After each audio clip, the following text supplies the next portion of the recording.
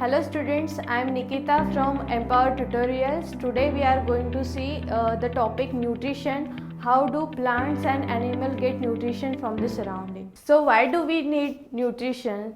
So basically each and every organism needs energy for their day-to-day life or to do their life processes like growth, development, reproduction. So from where this energy comes? This energy comes from your food that you consume or the organism that consume that food. Okay, so basically nutrition is an important source of your energy. So depending on the modes from which they are getting nutrition, there are two types of nutrition. One is autotrophic nutrition and another one is heterotrophic nutrition. So what is autotrophic nutrition means? So autotrophic nutrition is a basically process by which organisms prepare their own food with the help of simple inorganic substances. So depending on that, so how do they produce their own food? Depending on that, they are categorized into two categories. One is photoautotrophs and another one is chemoautotrophs. So now you can see these are the example of photoautotrophs. As name suggests, photoautotrophs means what? With the help of light, this organism produces their own food. So that's why we call it as photoautotrophs. Now here you can see the first example is your plants. So plant contain chlorophyll. It is a green pigment because of which actually it is a site where the organism produces their own food with the help of light. So all green plant are the examples of your photoautotrophs. Now there are some microorganisms which can also prepare their own food. Here comes algae, which contains chlorophyll and it is responsible for the production of the food. And there are some bacteria which contain chlorophyll. Those are your cyanobacteria. Now there is another type which is known as chemoautotroph. Now what do you mean by chemoautotroph? As name suggests, chemo means what? With the help of chemicals, this microorganism produces their own food. Now here you can see there are two examples. Here there are nitrobacteria in which using nitrogen as a raw material, this bacteria produces their own food.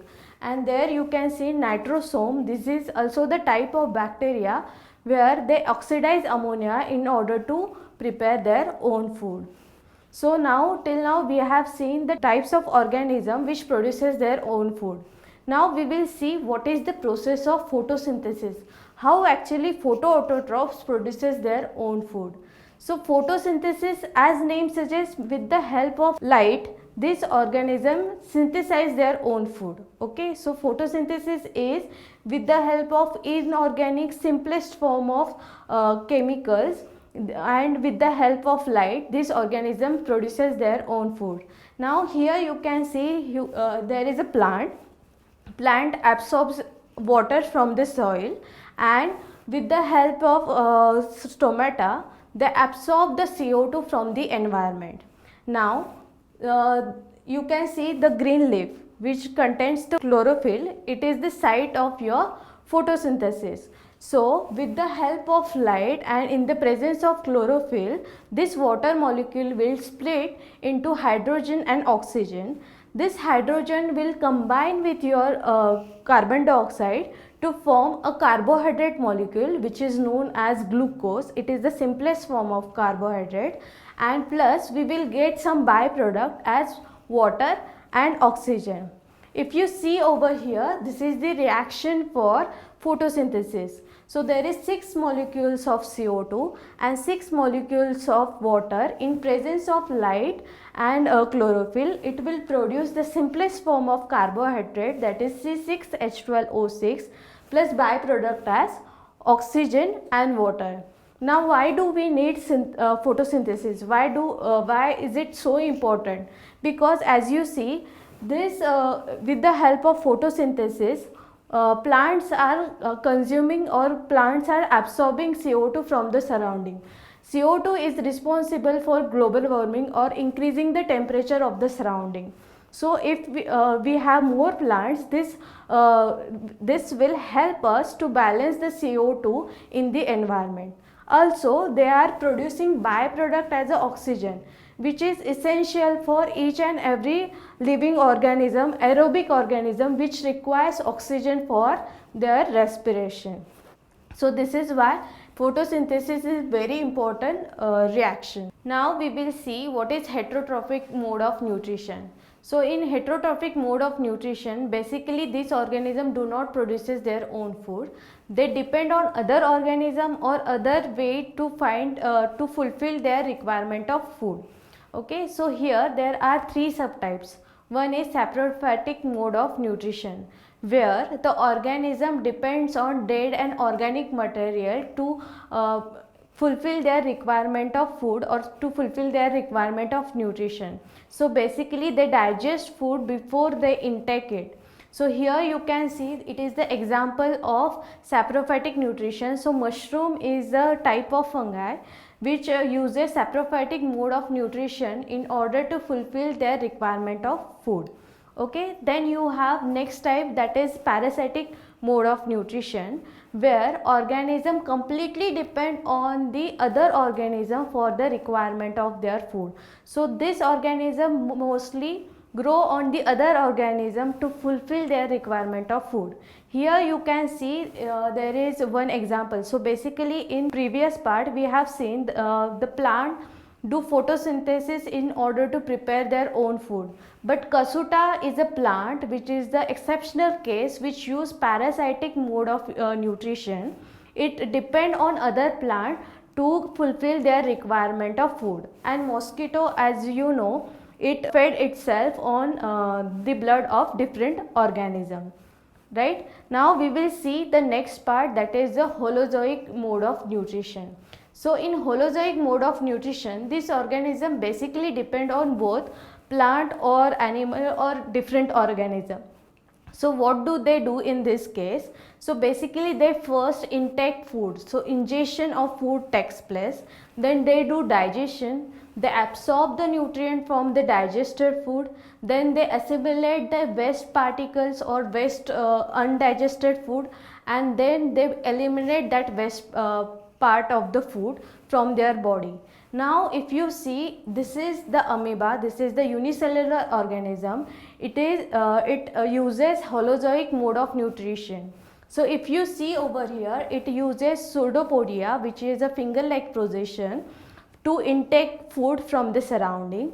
Then it intake the food, and this organism digests that food.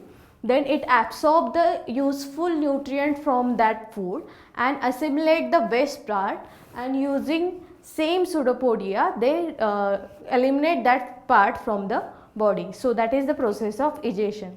So this is the example of holozoic nutrition. Now we will see modes of nutrition in human beings. So basically human beings use holozoic mode of nutrition, where they intake food, then they digest it, they absorb the useful nutrient in the body, then they assimilate the undigested food, and then they eliminate it. So we will see this process one by one.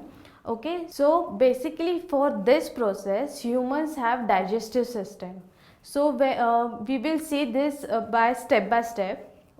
First you take your food from the mouth. In mouth the actual process of digestion starts. In mouth you have teeth, tongue, then salivary gland. So what is the importance of this in your digestive system? So when you take the food, the process of digestion starts by chewing the food. So basically teeth plays the important role of cutting into the bigger molecule of your food into smaller molecules, so that the enzyme that are present in your body will act on that food. Okay, then you have salivary gland which secretes saliva. Saliva contains salivary amylase. Salivary amylase is an enzyme which breaks down the starch molecule into, which is a carbohydrate, into the simplest form of carbohydrate, that is into the sugar. So basically if you see, the digestion process starts from your mouth only. Then what is the function of your tongue? So tongue is mixes this cut food and saliva in such a way that it will be easy for the enzyme to work on your food. Okay, after that this food gets swallowed from your with the help of your tongue, and it enters to the your food pipe, which is also known as esophagus, and by peristaltic movement of your muscles this food gets enter into your stomach. Now in your stomach you have gastric gland. Now what the function of this gastric gland? This gastric gland is responsible for secretion of hydrochloric acid, then pepsin and mucus. Now what is the function of hydrochloric acid? Basically hydrochloric acid is a acid, so the pH of your stomach is very low, it is 2. Okay, so why do we need this pH? So basically the pepsin is the enzyme which convert complex protein into the simplest form of protein, so that our blood or our body can absorb that useful protein in our body. So this pepsin is the enzyme which work in acidic condition. So for that we need acidic condition, so the hydrochloric acid is get secreted by your gastric gland. Now why do we need mucus? So mucus is a lining which covers your stomach. Since your stomach pH is 2, which is very low, and as you know acid is very dangerous, it can harm you. So we do have different vital organs in our body. So to protect those organs from your stomach, since your stomach contain pH 2, right? So for that we need this mucus lining. So this mucus lining protect your other organ from this acidic condition. Okay, and there is another function of this hydrochloric acid is that it also kills some pathogenic bacteria which may enter from your food. Okay, so this is how the digestion occurs in the stomach. So this half digested food now enters in your small intestine. Small intestine is basically very coiled form of tube. It is very long tube. In herbivorous it is longer than your carnivorous. Now what are herbivorous? Herbivorous are the organism which depends on plant for their food requirements, and carnivorous are the organism which depends on other organism to fulfill their requirement of food. Now why do the herbivorous have long small intestine compared to carnivorous? Because as you know plant has cellulose, and this cellulose is very difficult to digest. So that's why your herbivorous will have long small intestine compared to your carnivorous, and carnivorous depends on other organisms, so they do not come in directly contact with your cellulose. So that's why they have little less length of your small intestine. Okay, now what happened in your small intestine? Small intestine basically receive two secretion. One secretion from your liver and another secretion from your pancreas. So in liver bile is produced, which is stored in gallbladder, and this bile is then transferred to your small intestine. Now why do we need this bile? So bile actually helps to convert this acidic pH, because see the food is coming from your stomach, it is in acidic form because you have hydrochloric acid over there. The pH of your food in your stomach is acidic. Now it is coming in small intestine to digest it further, but in small intestine you have pancreatic juice also, you are receiving pancreatic juice also, which contain different enzymes so that they can act on this food material, right? But those enzymes requires alkaline condition, which is provided by this bile. Also bile helps in, see, now we have seen there is carbohydrate gets into simplest form in your mouth, then in stomach your protein, complex protein gets into simplest form in your stomach. But what about your lipids? Lipid is also a part of nutrient, right? So to break down the large particles of large molecules of your lipid into the smaller molecule, so that the enzyme which are coming from your pancreas can act on it, we need this bile secretion. So bile helps to emulsify or to break down this large molecule of lipids into this smaller molecule. Now then the pancreatic juice comes in contact with this food, and then the enzyme, so pancreatic juice contains the enzymes like trypsin, lipases, which acts on this carbohydrate so that they can digest this food further, and so that your intestine can absorb the useful nutrient from it. So basically your small intestine is made up of three parts. They have duodenum, jejunum and ileum. So in duodenum, this secretion part or acting on the your food part comes, and then this food move to the jejunum, where villi are present. Villi are actually capillary like projection, where your food or the nutrient which are digested in the upper part of your smaller intestine get absorbed completely. And this so from this duodenum, now your food will get transferred to the smaller intestine last part, that is ileum, and from this it will proceed to the large intestine. Now in large intestine, mostly your food is there will be less absorption, there will be more absorption of water and salts. From this your food will transfer to the rectum.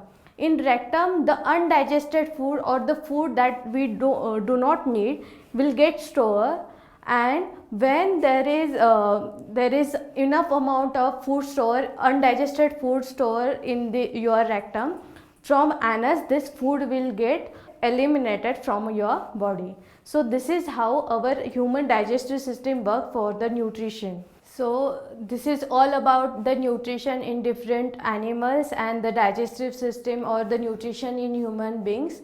So I hope you have enjoyed this session. Thank you.